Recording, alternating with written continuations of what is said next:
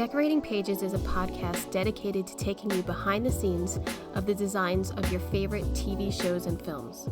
Each episode, I'll be sharing design stories from some of Hollywood's most famous sets.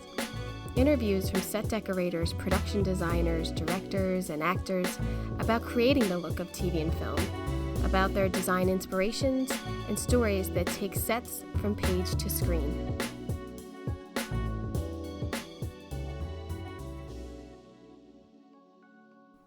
Hello, and welcome to Decorating Pages podcast. I am your host, Kim Wanup. Can you believe half the year is gone? Today is the middle day of the year, I do believe. Because from now on, it's gonna get darker sooner. Today is the longest day of the year, and then tomorrow, back at it. Ugh, I hate that.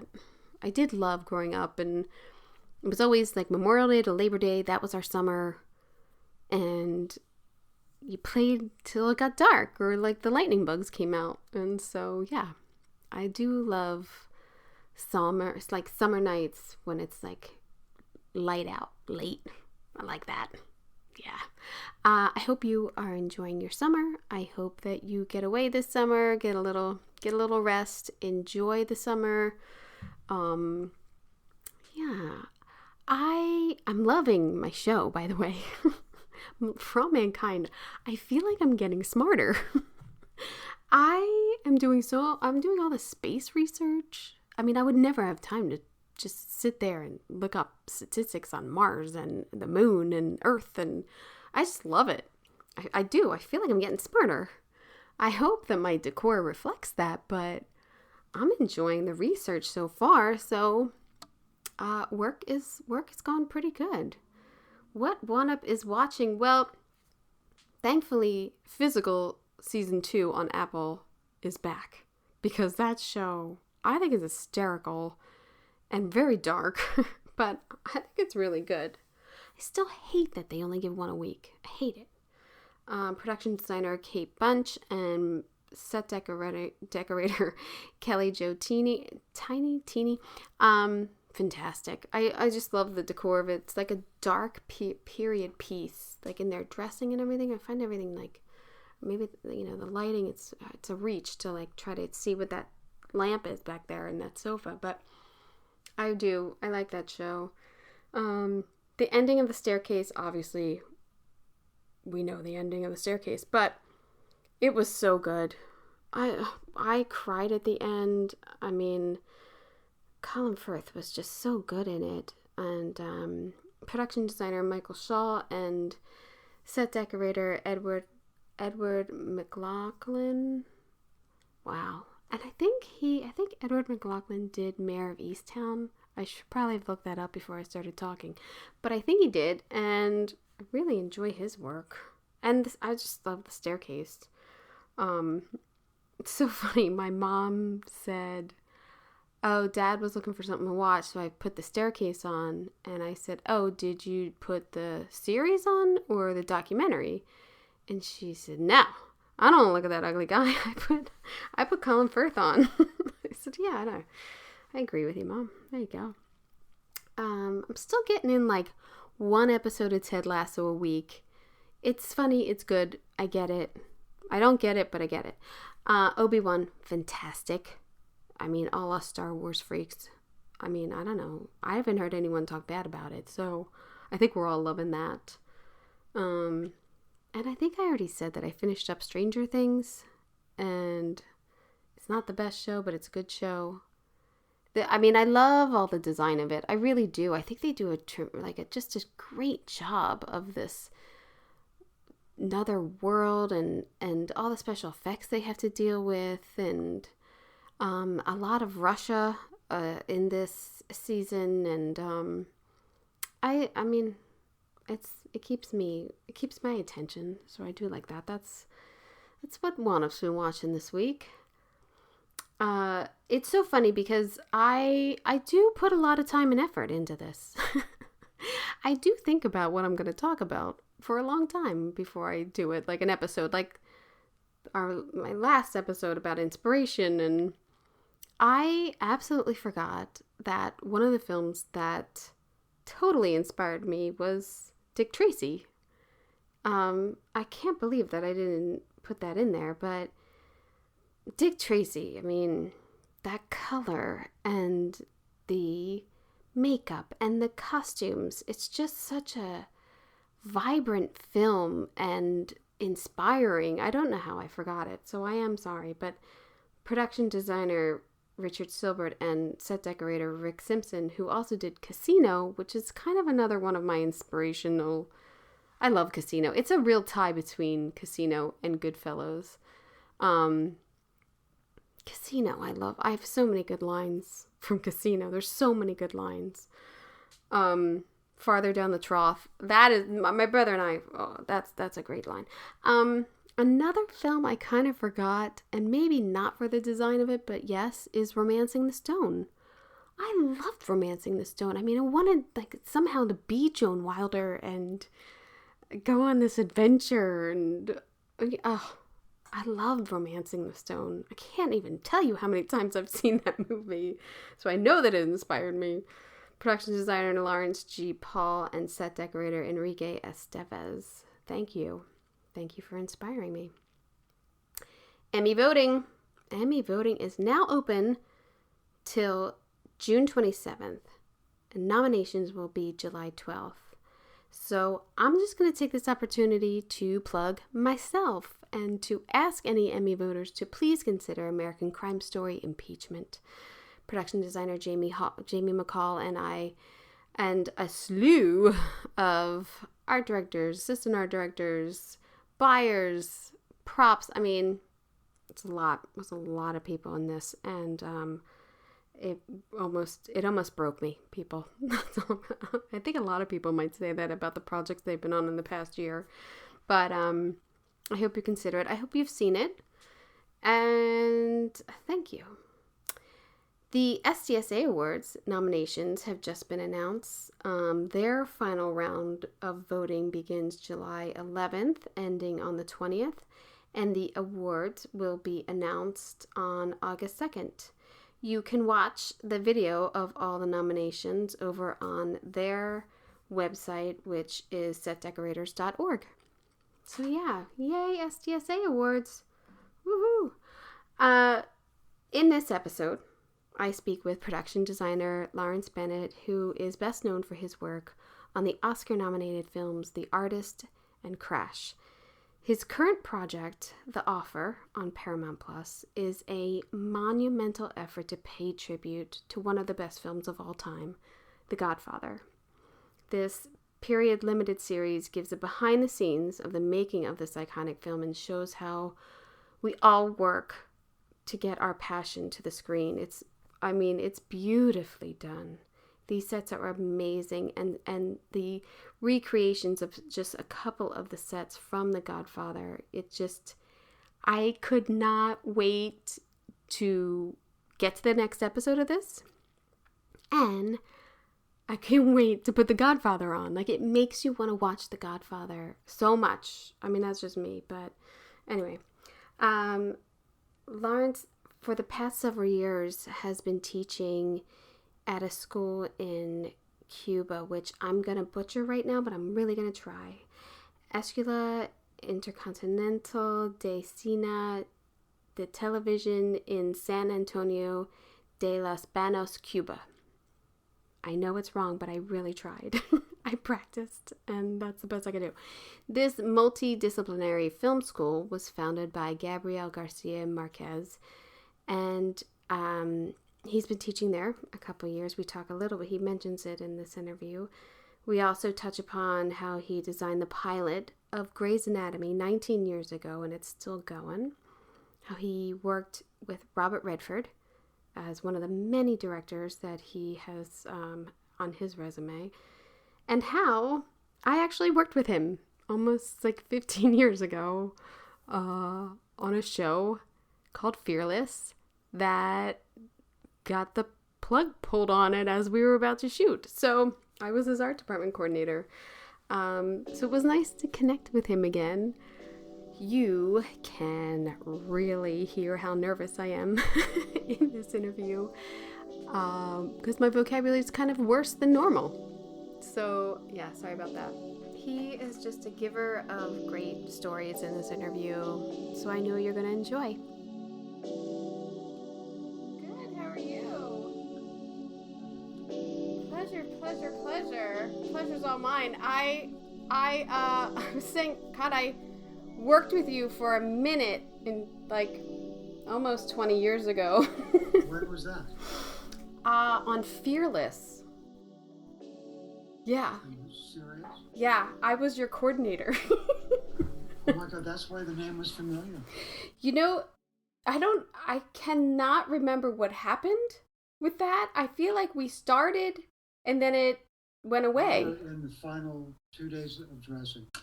We were like 2 days from principal, and Mr. Bruckheimer decided rather wisely not to throw good money after bad, and he canceled the show.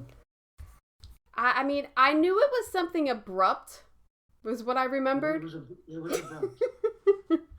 I remembered that much, but I was like, yeah, and then I don't know what I did after that, and I think we just packed up and left. And I remember being down at those stages that they had shot The District on. Yeah. And the ceilings were so low. That's what always stuck with my head of like, how do you design these? It was super. It was an impossible warehouse space. It was just awful. Yeah. I learned a very valuable lesson on that show.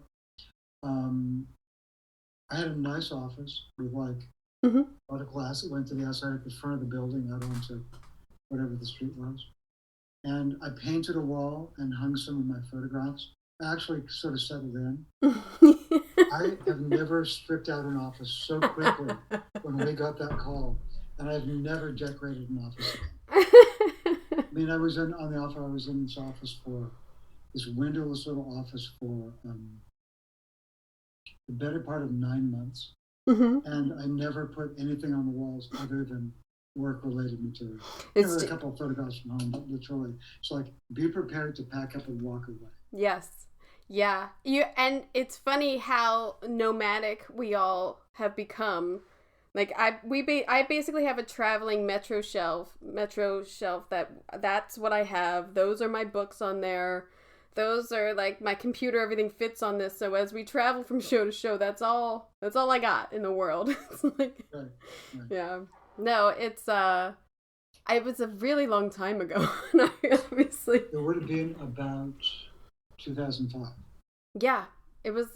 I mean, and I know that I wasn't even a good coordinator, so the fact that you even hired me was amazing. I don't remember who was decorating. I know. Let me see. Actually, I can look that up. Fearless is even on IMDb. So. It is. Let me see. I don't remember who's decorating, but she'd done a really good job because we had scored all kinds of product from Herman Miller. Oh, it's not, no one is credited on IMDb with decorating it, oddly. No one wanted to own up to it. Yeah, exactly. You know, one of the first things we had to do on the show was some major repair on the pilot. Do you remember seeing the pilot? I don't think I saw the pilot. I know that I saw clips because I feel like I was in on a discussion at some point that this is so weird that you have this actress who can't show any emotions. You just hit it on the nose. It makes for a rather poor premise for a show. Yeah. You have basically a robot. She couldn't show fear. Yeah. So how is she fearless? Like, it wasn't... What were the stakes? Yeah. It didn't... I could see maybe why they pulled it, but maybe they should have thought about that prior. Yeah. But... There's no explaining some decisions in this. No. On many shows, you can't explain a lot of decisions that go on. You've gone on to a really full and healthy career. Congratulations. Oh, thank you. Really found a voice. Oh, thank you. I mean, decorating is awesome, and then being able to do this and connecting with, designers and editors and, some people I would never have met if it hadn't been for this. So I really enjoy it, and hopefully it's a part of education of what we do, and It's really necessary. I mean, because art direction, production design, and all the related arts are so little understood by people. Yeah. It's the least understood of all the cinematic arts. Yeah. And least appreciated. Yeah. I mean, I was talking to a professor who was saying, everyone always wants to be a director, or they want to be, a writer or producer, because they don't know that all these other, spokes in the wheel exist. And I said, well, that's one of the most important parts, is working your way up, so that you see how everything works. And you have to, it does you so much help to be a PA and see all the departments and, what the grips are up to, and, everything. But yeah, all the pieces matter. Yes. How did you get into this? I was a painter. I was a fine artist. Oh, beautiful. And I left the country. I left this country for a while when I was young, and moved to Ireland. And oh, wow. When I was showing my work to make a living, I had a design practice with an architect friend. So I did some architecture, and also began working in theater. Worked in French theater in Dublin, and fell in love with telling stories with friends, and realized the power of the collective. Came over to the States for a summer and worked on a show called Cosmos, the original one with Carl Sagan, and did miniatures for that. It was a very early VFX project. This would have been late 70s. And we got a tech Emmy for that. That seemed to be a rather auspicious sign. So I moved back here some years later, and started working in the business. I started working in prop shops. I was a terrible prop maker. They would hand me the custom odd things to make. But I was quickly found by an art director who realized that I had lots of different skills. And I found out what art direction was, and sort of trained up really quickly and began doing commercials, because there was, the union was very close at that time. So I did commercials for a long time, and music videos, and finally got a chance to do a network show. If someone asks you advice, right, like, how do I get in? Don't you find it like, I don't know what to tell you now? I don't know. Well, everyone's path is completely unique. Yeah. There's no specifics of what to do and what not to do, except to stay curious, work as hard as you can, ask questions. While it's not true that there are no dumb questions, people generally don't mind answering them. Yeah. And one thing that I had wish I had realized when I was younger, was that people who are established really aren't offended by approaches. People don't mind being contacted and ask questions. No. And I've tried over recent years, as I've gotten some attention to, I've made a point of answering every single text, email, phone call from people looking for advice. The advice I have to offer is very non-specific, and I don't know if it's worth a lot, but I try to be a voice of encouragement, because there's so much discouragement out there in any creative endeavor.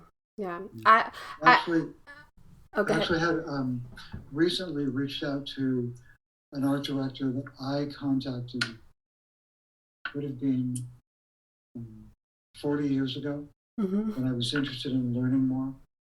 And he was very gracious and invited me to his house and answered my questions and looked at my drawings and gave me advice. And it was very good, sound advice. He's a really nice man. He's still alive. He's 90 years old. Oh, wow. And I was able to get in touch with him and thank him for that. Oh, that's amazing. Let him know that in gratitude, in recognition of that, I've used that as an example of how to pursue it too. Oh, that's amazing. And it's true. Without the help of people who are in the business. I think it's very hard to really get into it and or know what you're doing is right. We all need to have a little mentor or someone just to guide us just a little bit. I feel Absolutely. It's really, and I can't speak for other departments, but I know in the art department, in set decorating, I feel like we are a giving group, and because we want the proper way of how things are done to be continued. So I do feel like people reach out, and I try to answer any email or anyone reaching out because that's how I did it. I stalked Paul Leeds, I stalked Phil Toulon, and they were nice enough to help to listen to me and take me on set tours when I asked, and so yeah. Paul is a great designer, and I really admire his work. And Phil was just on with me on the offer. I know. Phil Toulon is an enigma, but Phil Toulon's, like, his sketches, his way of design is brilliant to me. I mean, there is such talent in that man. It's unbelievable. He's very, very good. Yeah. He was obviously an incredible resource and just someone great to work with. Yeah. And yes, a character. Yes. He is a good kind of. He's a good kind of character, but yeah, he is. Yeah, not having come up through the studio system, I don't know a lot of my peers, like a lot of other designers. People I've met. It's been fairly recent through the guild or through the academy. But the mechanics of how we do things, how those things are transmitted, is really by doing them together and sharing. And it's interesting watching decorators train up buyers and assistants. It's a very, very necessary part of the business. In your process of getting a project, are you a sketcher? Are you a deep researcher? Are you? You've said that you have like maybe architecture. Maybe you're doing plans. Like, how do you start to express what you want to convey to the pen and pencil? Whenever I'm talking, I always have a pen and pencil. When I read a script the first time, it's the way I've always read. I visualize, and I sort of watch a crude version of the movie with the show in my head. I can't help it. It's just the way I just have to visualize it. And subsequent readings of it, and then collaboration with the director and DP, obviously, begins to be fleshed out into a much more viable thing. But I find it interesting that there are always very key elements thematically and visually in my eventual product from my initial view. And if it's only a schematic or a scribble, I'm always just kind of making notes and thinking through things. I've never learned to use any programs other than Yeah. So I'm too anarchic in my approach to handle the learning curve that software requires. So the great thing is that there are people who work with me have those great skills and can do SketchUp. Yeah. Oh yeah. Rhino and all those things, but I still draw with a pencil. Yeah, I find production designers who can sketch up like in a meeting or convey a quick, like this is what I'm talking about. Not that everybody can understand it because some people aren't visual, even though, but I find that is so tremendously helpful in putting everyone on the same page so quickly. Drawing is the most immediate and direct way of communicating a visual idea. Yeah. Good. I will never forget being in production meetings with Phil Toulon when we were on Bones, and they would be talking and he would just be sitting there sketching, and then he'd flip it around and be like, this is what we're doing. And there would be like, yeah. And everyone would be like, oh, okay, sold, we'll buy. Like, and it was always so impactful to me of, God, it's such a quick, and he's so good at it too. I mean, there's plenty of napkin sketches that we could all not be proud of, but his napkin sketches are like, real paintings. But to me, there's also designers who quickly can turn around a research photo and this is what I want to do, this is what we're thinking, or a reference from another project. This is the lighting we're thinking, this is, it's so, it's such a need to be able to pull that off quickly, I feel like, when you're in those type of meetings. You need to, and the need is to communicate clearly and effectively. Yeah. What is it? How many times did you watch The Godfather again for this? For this in its entirety, once. Just once. And I've seen it so many times. Yeah. I saw it in its initial release. Obviously it was a very impactful picture. It's sort of, I think of it as sort of a dividing line in contemporary American cinema, because there's the before Godfather and after that. Yeah. In terms of how great and artful even commercially made cinema can be. Yeah. Did you worry about taking on the offer of being compared in some way of these shots or the sets you'd have to recreate? I mean, I feel I was recreating the pieces from the show are very, there are very few series. I don't know how much of the series you've seen. I saw it all. I binged it. There are really very few sets from the picture. Yeah. The bulk of it is behind the scenes. Yeah. That wasn't terribly frightening. When approached about it, I initially turned it down. I'll be honest. Yeah. I just told my agent, no, I wasn't interested in talking about it because you don't mess with the classics. Right. And Dean Tavoularis is one of my heroes. And the short time that I was around him years ago, he was very encouraging and very, very positive to me. That was great. But, when they came back a week or two later and said, no, we'd really be interested in talking to you. I said, well, I'll read a couple scripts you have available. And I just found it so funny.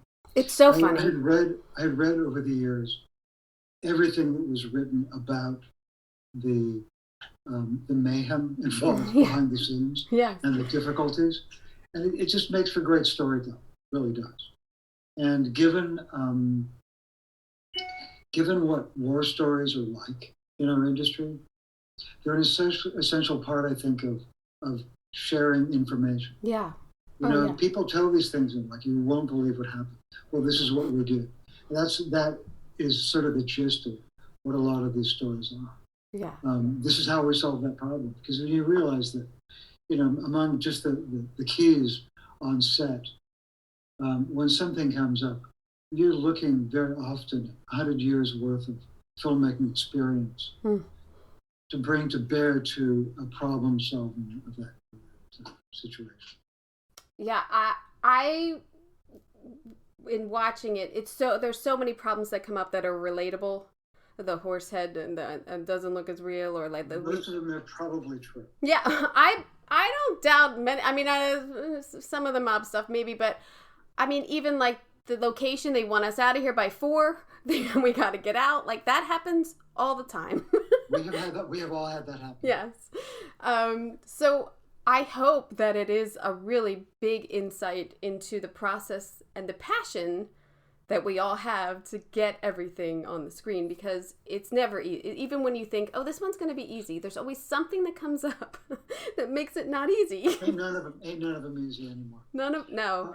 At the end of the day, I decided that to embrace. I love the material. I thought it was really well written. I thought there was a lot of humanity in the characterizations of all the people involved, and I thought that it was a great, crazy celebration of how difficult it is to make art. Yeah. Oh, definitely. I too really appreciated the history of Paramount that it shared, and getting to see that back lot that you have sets on, and we're able to show, because not everybody gets to take a tour of a lot. I really enjoyed that and was happy that the viewers were seeing all that. I thought that was really important. Well, what's interesting is that they literally only shot at Paramount for maybe 2 days. Well, that's what I was going to ask you too, because I know that office. This is unclear. Yeah.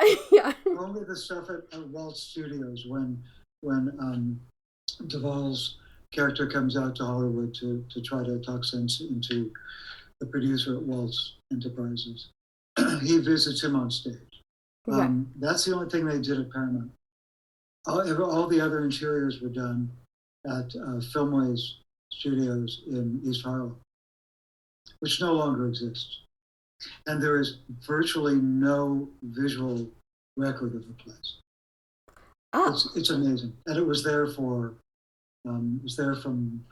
the early 20s until the 1980s or early 90s.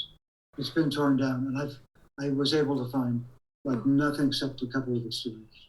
Oh, wow. And then did you guys go to New York?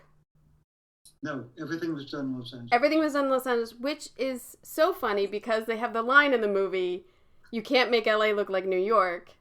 And I thought, oh, that's they didn't shoot anything in New York for this. And it was a well-funded limited series, but even at that, trying to do it on both coasts, just the money wasn't going to reach that far. Yeah. And so we had to make the decision about whether to do it in LA or New York. But having done period New York in New York in the past 10 years, I know how difficult that is. Yeah. And how expensive it is. Doing period LA in LA is not easy. But we decided that LA was the way to go. We had always held out hope had planned actually to go to Sicily to do the Sicily work at the end. But the confluence of where the pandemic was at that time in late November, when we finally had to push the button on it, and cost, and the fact that even the locations in Sicily had changed so much in the intervening 50 years, it really made sense just to build them in Los Angeles. I was gonna ask where you built that. I mean, where? We built that at Sable Ranch. Sable. Oh, nice. Yeah, because it has all those dirt roads and everything, right? That's why. Yeah. Beautifully done. I mean, thank you. It's beautifully done. And even when they're in the car, even they're all squished in that car and they're driving up to these locations. Yeah. It's like, oh, that is so cool. I think there are half a dozen or so second unit shots in Sicily, but that meant me coordinating the replicating, doubling the Fiat van in both places, right, including down to badging and detailing and stuff. And I sort of scouted via location tapes and stuff and picked the streets and sort of matched them up with what we could do here. Did you have, not that anyone does, but did you have good prep? Did you have a good amount of prep? Do you have any prep? We had adequate prep. That's good.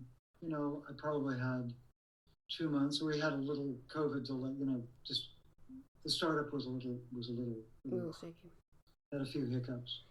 And the good news was that even though the first director, Dexter Fletcher, wasn't able to come over right away because he was held up while American authorities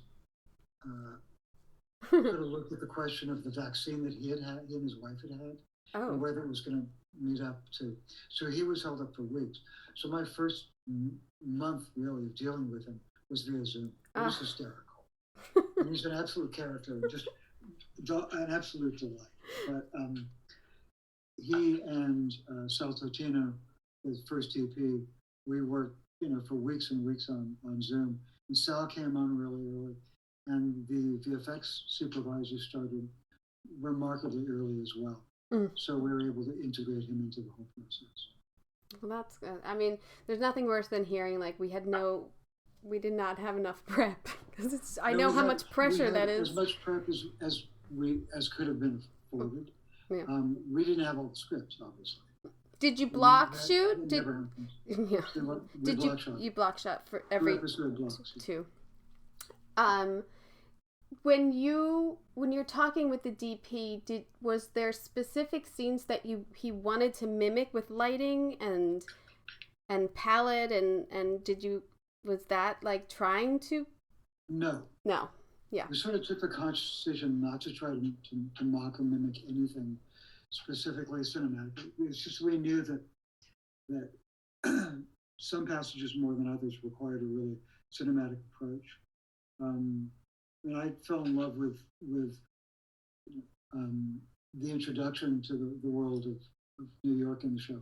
The show begins with the Feast of San Gennaro. Yes. And having been to the feast several times, I knew that was just could be a really rich way into it. Yeah. So obviously we put a lot of effort into just making a really rich opening for the show.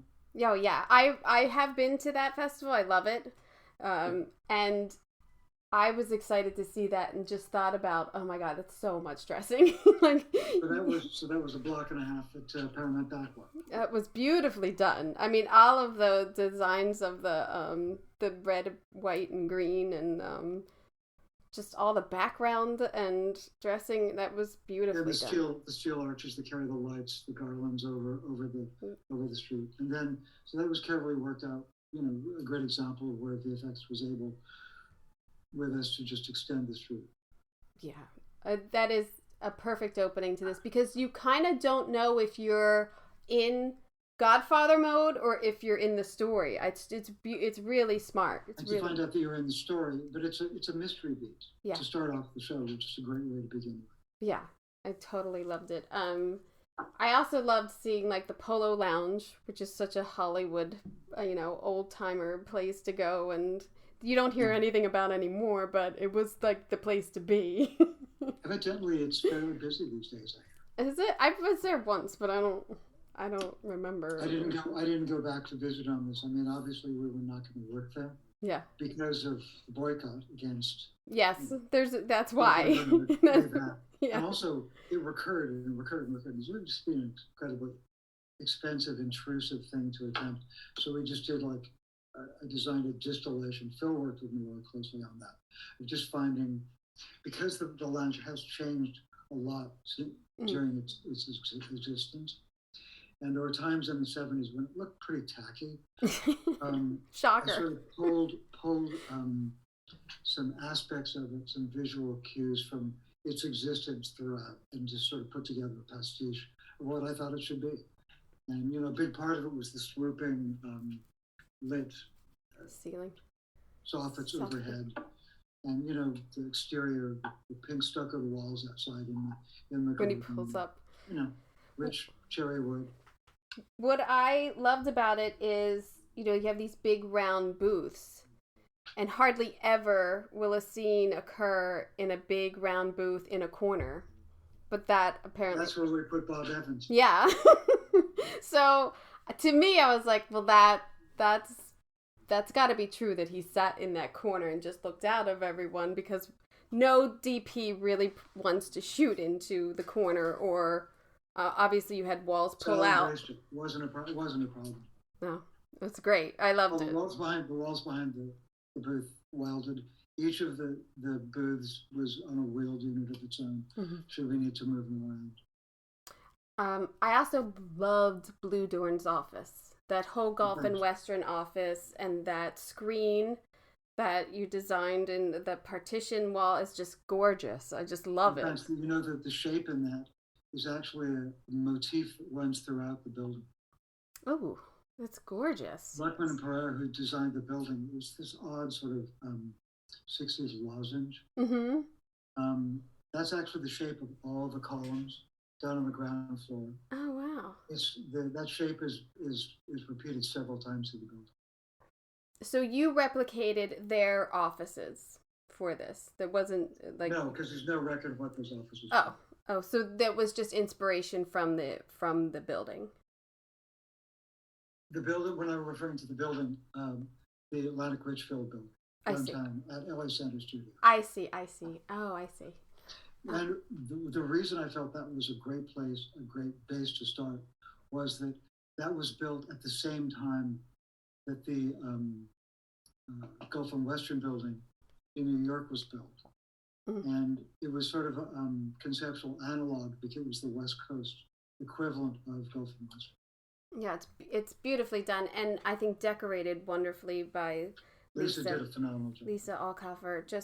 And I know one of the buyers who was on it, Sandra, I know how much all of that took to decorate and get right. And even like you had the Don's office from from The Godfather. I know, like, researching and trying to match things is so exciting and so, like, stressful at the same time. But yeah, obviously we did a lot of research on things that we could research. Yeah. But just as Colin Hanks's character was created out of whole cloth. It was basically an amalgam of just to represent, the suits in the business and their naysaying. Similarly, there are locations that we just had to be created out of our imaginations, like the social clubs. There is no record that I've been able to find of what Carlo Gambino's social club in Little Italy was like, or Joe Colombo's club in Brooklyn. So those were just from my experience of buildings in New York. In New York. Giving backstory to the buildings as well as the people. Oh, yeah. It all feels so authentic and so, not vintage, but just worn in a sense. All the decor and everything. I just, because it's not the 70s. It's not a 70s look. It's more of like a 40s look in a sense. Like it's a little. With the New York architecture, you have the history in the building. Yeah. And even the overlayment of renovations and decor still in Gambino's social club. I mean, that building would have been built somewhere between 1895 and 1910. All those shop fronts along Mulberry Street are basically the same general shape with similar door and window configurations. The high tin ceilings, a lot of them have been gutted and destroyed over the years, but that basic architecture remains through the 1940s, 50s, 60s, 70s. Mm-hmm. So when we find them, Gambino was an immigrant from Sicily. He came over in 1905, and everyone in his gang was from one of the villages right around where he lived. They were all immigrants. So they wanted to keep the old world feel. But then Colombo was the first American-born head of a New York crime family. He was born and raised in Brooklyn. So we put his club on a street I know in Carroll Gardens. And I used little bits and pieces from different shops and bars and clubs I know in Carroll Gardens. And it sort of made an amalgam of that. And I really felt as though the backstory for his place was that he and his crew had just sort of found a bar that they liked and encouraged the landlord to leave. encouraged the patrons to move down to the block. Go down to the Right. Right. Oh, I loved it. And took it over. That's why there was the jukebox, the pool table. Right. It was definitely more updated and like a younger version of Gambino's. And it was the lower ceiling with acoustic tile, and it was the VCT floor as opposed to the old tile. I really thought that Colombo's exterior house was a location in New York. Where did Colombo's house? Yeah. When Reddy goes to have when dinner he goes with him? Yeah. No, that's in Los Angeles. Wow, that's a great location. I've seen it recently I saw it recently in another show. There's just a handful of those very similar. Because it looks like row homes. It's like. No, it's fantastic. The palm trees, You had really good locations. I mean, the theater at the end that goes for the Academy Awards. Yeah. I think, is that the Oppenheimer? We showed it to the Los Angeles Theater. Los Angeles Theater. For the Los Angeles Theater for the premiere, and the interior was at the. It escapes me. Yeah. There are only a handful of those classical cinemas left on Broadway, but they're reasonable. Yeah, they're beautiful. There's so many little hidden treasures downtown of like old theaters or like old stores that are boarded up you would never know. But I really would have to applaud your location manager for location manager. Yeah, and he did just a phenomenal job. Yeah, I think it really hard to find stuff. Really unbelievable that I was fooled a couple of occasions. So definitely. Thank you. Yes. Did doing the Academy Awards bring back any memories from when you went? Yeah, and a little trepidation. Yeah. Trying to portray the ceremony. Fortunately, the ceremony back at the time was a lot less glitzy. Yeah. The award ceremony has changed considerably.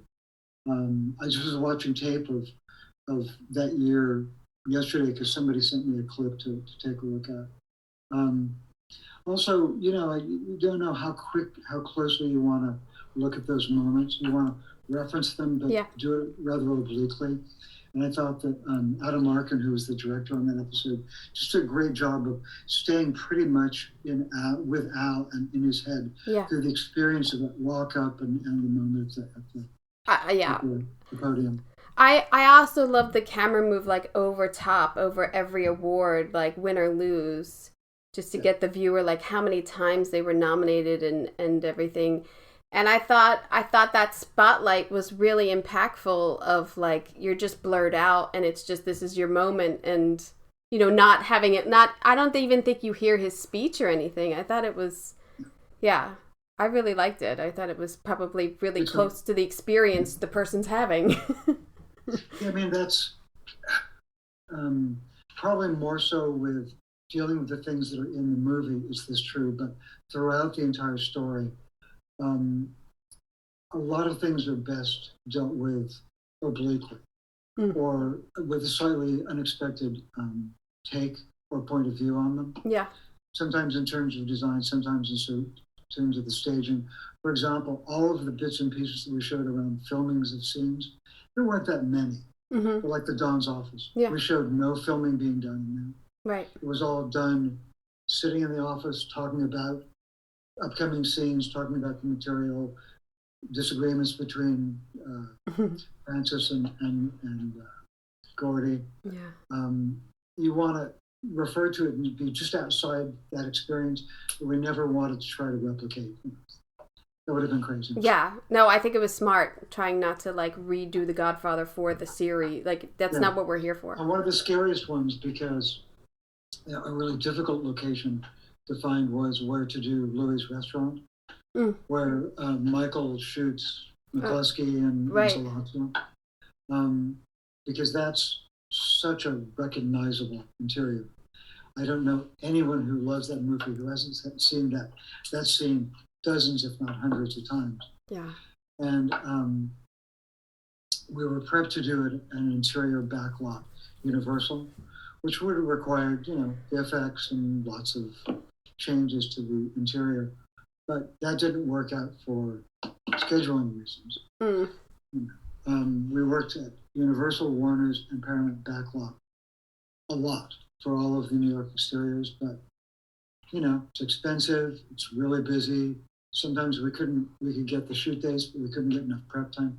So we ended up doing Louis' restaurant at the one of the SRO hotels downtown, the Barclay. Oh, wow. So it's up front on the ground floor of the Barclay Hotel. Oh, wow. We bettered that and built it all there. Oh, that's amazing. Yeah. That's amazing. I know that location well. Been there many times. I'm sorry. But yes, I know. I've been there in really gross times, I should say. Yeah. Wow. I've been shooting there for a very long time. That's amazing. I was very resistant to it, but it worked. So. Well, I'm speechless at this point. That's amazing. That's beautiful. One of the biggest compliments I've ever had was unintended from an editor friend of mine on Show Me Hero, the miniseries I did with David Simon a handful of years ago. And it's set in 1980s in Yonkers, and it was a lot of the material was shot in and around housing projects, because the piece is about the attempted desegregate housing in Yonkers. There were two editors working parallel because of the different episodes. And one of the editors, who's a friend of mine, shared with me that the other editor who had come on later on the project didn't realize that every bit of footage of the interior of the apartments in the projects was shot on stage. They were totally oblivious. They thought it was all real. It just knitted so well together. And that was like, yeah. Oh, I'll take that is the biggest compliment. It is, because even when people are like, "What hospital did you shoot that in?" I was like, "No, they built that. That's a set. It's amazing." Yeah. It is, but that's the that is like, it builds up the excitement and the passion more, like, oh, we can do this. It's really amazing what we can do. One of the things I have to say about the offer, you know, we're all used to working with people who are gung ho about their work and get involved and dug in. This specific project was just, never have I seen a crew that was so invested in the material. Everyone felt a responsibility of a higher order to getting this right, because it was the Godfather. Oh yeah, that everyone did their own research. Trust me, there was not a day that went by on the project that someone didn't bring me something by way of a contribution to the look of the show or the vibe of a set, saying, "Oh, I just found out that this about the filming that," or "Did you ever notice this about the scene?" I mean, people were so engaged. It was really a gift. Oh, well, mostly I think because the film is so inspirational that you just wanna be a part of thanking it. You wanna you were like, absolutely. Yeah, a tribute. Did the actor who played the production designer talk to you? No, he didn't. No. I was wondering that, like, oh, no more. They have a production designer in the cast. Oh, this guy had it made. He had Larry Bennett to talk to. I don't think I ever talked with him. No. Talked with several of the actors, but not him. I the acting I thought was fantastic. Like, every character was just so well done, and like, it's for performances like that you know, a large how do I put this? So much of what we do is really for them. Yeah. Oh, yeah. To make them around their performance. Yeah. I love when an actor walks on something. Oh my God. Yeah. This is great. Yeah. Oh, and look at that! What's in the drawers? You know, yeah. Dean Tavares, when they were doing The Godfather, the story that I've heard is that I didn't ask him about it. I didn't hear it directly from him, but word has it that when they the scene where they go to the mattresses and they're going to prep the place where all the guys are going to live together during the time of the assault, the war, that he had them pull the cooker away from the wall and all the furniture, and had the dressers or scenics rub tomato paste and garlic into the walls and push everything back to really get this, and had them cooking for days, you know, to get that off. Oh, that's that always impressed me. When I opened the set of the permanent sets of Grey's Anatomy for the first time, I made sure that they prepped all of the hallways with the right antiseptic floor cleaner for days before, so that they could see it. So the smell of it would get you into it. Just as a baptism. Oh yeah, I was going to ask you about Grey's Anatomy, and could you ever have thought that there's designs? I mean, it's like 20 years or something, isn't it? I mean, it's like I think they're filming the 19th years. Yeah, I mean, what some of my friends are still on the show. I'm thrilled for them. It's amazing. Could not have lasted more. Yeah, and the design of it has gone through some different looks, but I mean, still, the basis of it is still remarkable. It's still there. Don't you wish? I think it's Silver. I'm forgetting the name. He was the production designer of the pilot of Cheers, and so far as I know, he's the only production designer to ever get royalties for a design of a set. Well, it's in 3-camera work. I mean, if the designer stays on the show, basically they keep getting. Yeah, so. Yeah. I mean, look, you missed out on that one. You know, I was happy to. I've done that with a few shows. You know, done the pilot and then stayed on just for a few months. Yeah. And built the permanent sets and gotten them going. I adore Shonda and And, I'm so thrilled for her success. Yeah. What a ride. I got to visit one day when we were scouting every single Hollywood lot on the artist, so I could show the director and producer and DP just like everything that was out there. So I just stopped in and tucked my way into her office for a minute just to say hi. I hadn't seen anything. I'm thrilled that the show is doing well. So I'll tell you a funny story. Yeah. I teach at the film school in San Antonio de los Baños in Cuba. Oh, nice. And I was visiting one day with a friend of mine, a Cuban art director who was doing a telenovela in Havana. And I was visiting him on set. My wife and I were, and he had gone off to do something elsewhere on the set. And I was visiting with the crew. And he came back to me and he goes, there's some folks who'd like to have your picture taken with them. I said, no, that's crazy. Why? But all right, sure. And I said, why would they want that? And he said, well, they found out that you just designed Grey's Anatomy. I found that particularly fun. But that's it. Like that, it's worldwide. When you have shows that have like long runnings or things that have, even like underground followings, people are just, it doesn't matter. I'm happy for the show's success. Yeah.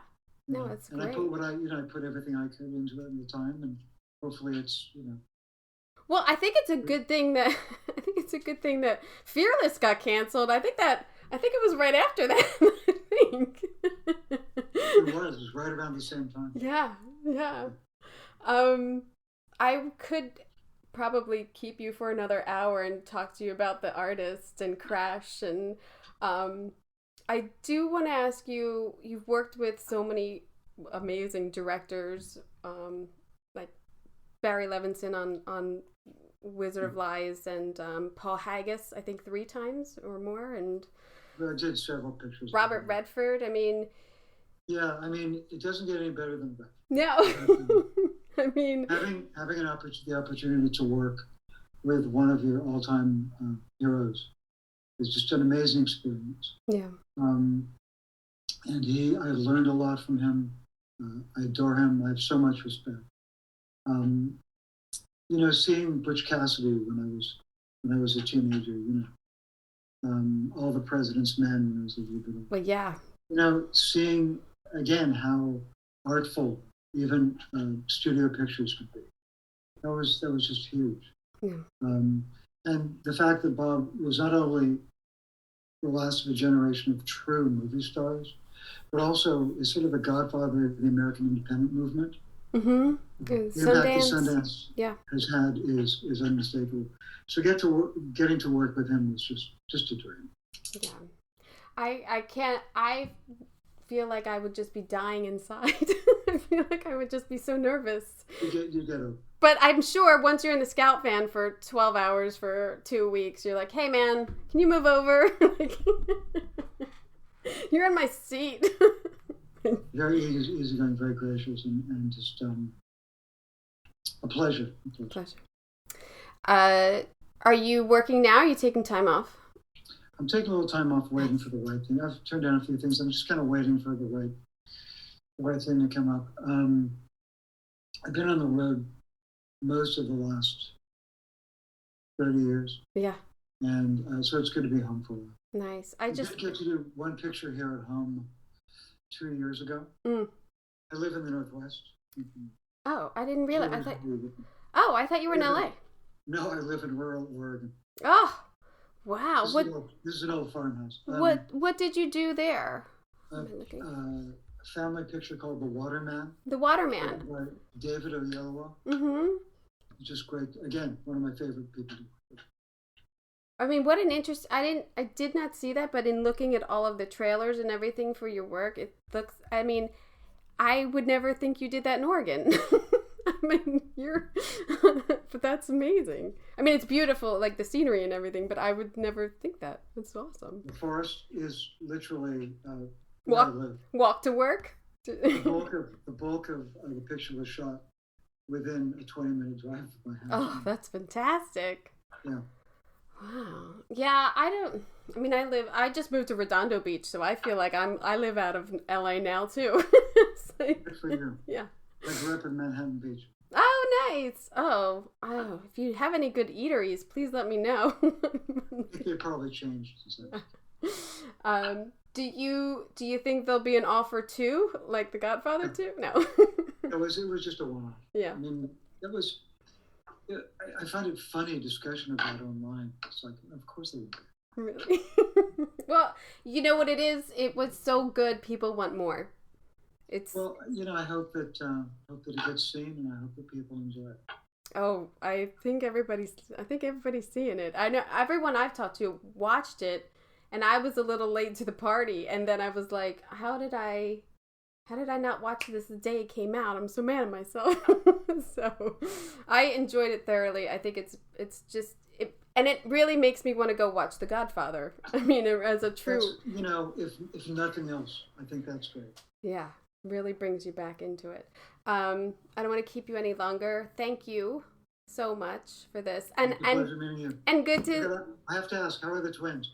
They're good. I mean, at 3.5, the vocabulary of what they're trying to say is just fascinating. And the other day, one of them was like, "I'm the funny guy." You're like, "Oh, are you the funny guy?" Yeah, I'm the funny guy. So based on that, I would say he is. Yeah, yes, I think he is too.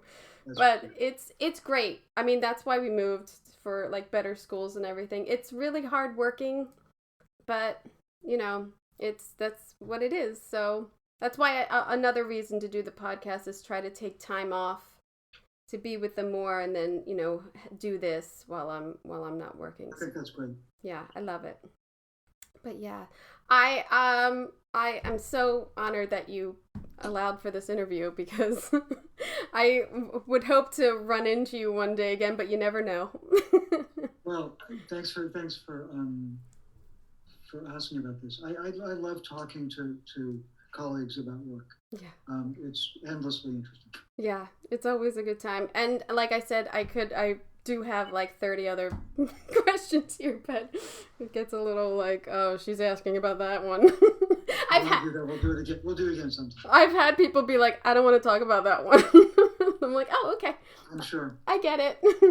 But thank you and good luck. I'm sure you'll be in town for the Emmys. So yeah. Oh, that would be nice. Yes. That would be nice. I am sure of it. Thank you so much. There's so much good work on television right now. I know. So many great things. It's really. I have to give a shout out to a couple of things I saw this past year. Yeah. The things that excited me most. Yes. On television, because I'm not a big television watcher. Reservation Dogs. Yes. It was so fresh. Yes. And Landscapers. Landscapers. I didn't see Landscapers. It's What's British, that? 4 1 hours. Is it on Netflix? No, it's on. Who aired it? I'm trying to remember. It's Landscapers. Olivia Colman and David Thewlis. Oh, and they killed their parents? They killed her parents. Yes, I didn't watch it. Is it so good? It gets very meta. It's really a great piece of design. Oh. Worth checking out. All right, I'm putting that on tonight. It's worth checking out. I should ask you. I do ask that. Like, what are you watching? And then, is there anything you wish you designed? Of anything? Is there any project you wish you had designed? Yeah, there are a few. Yeah, you know what I'm saying. I'll never forget. One of my mentors was a DP named Jordan Cronenweth. Mm-hmm. I did a lot of commercials with him, and he became a friend and just a really wonderful, talented man who passed several years ago. Jordan was just one of the outstanding DPs of his generation. He'd come up with Connie Hall. He was Connie's second when Connie was a first, and then his operator when Conrad began DPing. Mm-hmm. I asked him one time about things that he was sorry he hadn't got, and he kicked himself because he really wanted to do Terms of Endearment. Oh yeah. And didn't get it, and that just broke his heart. This is from a man who shot Blade Runner. So Jordan, that's all right. I don't think that your talent is going to be. Yeah. You're just remarkable. I think if your resume didn't have terms on it, you did okay. I know. I get it. Yeah. There's so many things that inspired me that I wish, if I had a chance to do that, I wish I could do it. But then I think, then it wouldn't be as good. Then it wouldn't have been. Yeah. That's the sad part of it. But yeah. Alrighty, well, enjoy Oregon.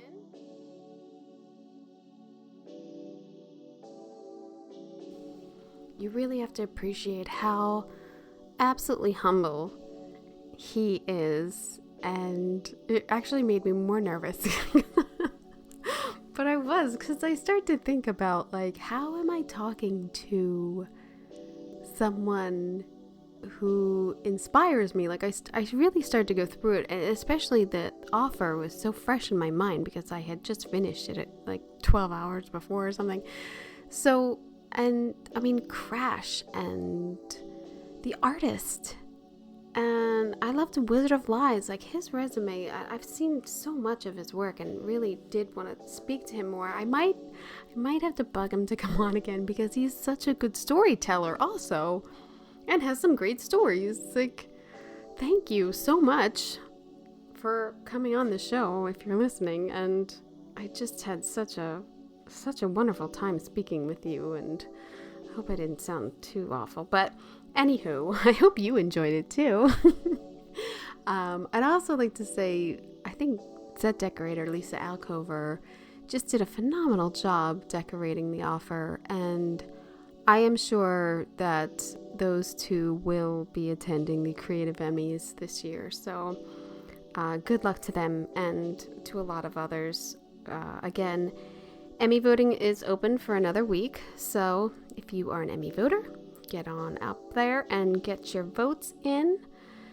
Next week, I have a interview with production designer Liz Tunkel, who has designed this film that I was lucky enough to get to go to an advanced screening of, called Marcel the Shell with Shoes On. And it is a live action film about a little tiny shell who loses his family and wants to find them. And it's such an endearing little story, and how she designed this world around this little shell was just really cute and really, I think I might make it the boys' first movie. I was thinking I was going to take them to Lightyear, but they might really like this. They might really like this one even better. I know I did. So that is next week. She also did The Lady in the Dale, by the way, which I was obsessed with a couple months ago and I told you about. It's on HBO Max. That's really good. But thanks again to production designer Laurence Bennet. Just thank you so much for giving me that time and talking about your projects. I'm blown away once again by the talent and just the nice people that I get to work with in this business. It's really a pleasure and humbling also as someone who is a fan. So yeah, I hope you got an earful. I am Kim Monup for Decorating Pages. Summer is here, and you should be floating in style on your Stogie Floaty luxury pull float. Available now with free shipping using the promo code FLOATFREE on stogiefloaty.com and Etsy.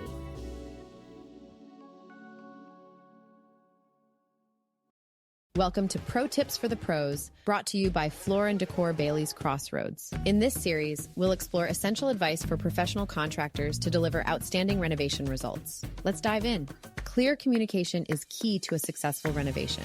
Keep the customer informed at every stage of the project, addressing any concerns or questions promptly to maintain trust and satisfaction. Thank you for joining us for this pro tip on planning thorough renovations. Stay tuned for more expert advice brought to you by Floor & Decor Bailey's Crossroads. A lot of people tolerate ordinary. Ordinary bathrooms, kitchens, entryways. Well, not on your watch. If you're a pro, you've got a new partner in town. Floor & Decor. From tile to wood to stone, Floor & Decor has more styles and job lot quantities of Schluter, Mapei, Laticrete, and other brands pros trust. Come see a whole new way to wow with Floor & Decor. Coming soon to Bailey's Crossroads.